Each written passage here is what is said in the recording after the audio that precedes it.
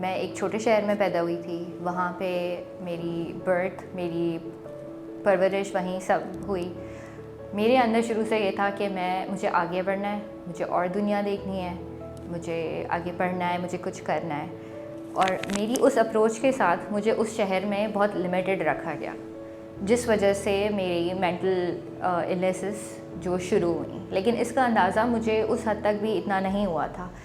जब over the years बहुत सारी चीज़ें हुई, एक पॉइंट पे मुझे मेरी एक ये चीज़ भी छुपाई गई कि I was a heart patient, क्योंकि वो चीज़ भी आउट इन द पब्लिक करने में लोगों को ये होता है कि नहीं, लड़की है, बात छुपा लें, कल को शादी का मसला हो जाएगा।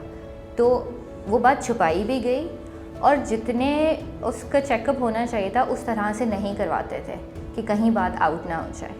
तो मेरा यहाँ पे एक रेयर किस्म का केस था और फिर मुझे फॉलेज हो गया और मैं अस्पताल में पड़ी रहती थी। मैं उस हालत में थी कि मुझे नहीं पता था कि दिन है या रात है, क्योंकि मैं CCU में थी और मैं बस वेट करती थी कि कब नर्स आएगी, मुझे क्लीन करेगी, मेरी बेडशीट्स चेंज करेगी।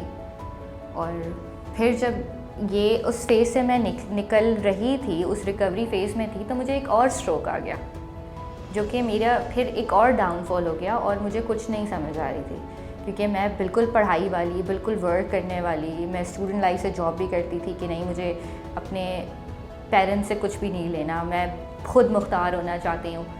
और 2 स्ट्रोक्स के बाद जब मैं 24 साल की थी, तो मुझे तो कुछ समझ ही नहीं आ रहा था कि अब मेरा फ्यूचर क्या होगा, क्या नहीं होगा।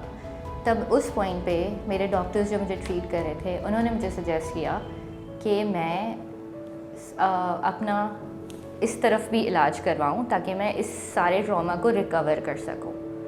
और जब मैं उस तरफ गई, मैंने रियलाइज़ किया कि अच्छा, एक प्रॉब्लम तो है, लेकिन उसके साथ मुझे एक और प्रॉब्लम भी था, जो शायद कहीं ना कहीं मेरे हार्ट का, मेरे माइंड से बहुत लिंक था, जो मैं एक मेंटल स्ट्रेस होते हुए जो मेरा हार्ट नहीं बर्दाश्त कर सका और एक यंग एज में मुझे ये सब सफ़र करना पड़ा।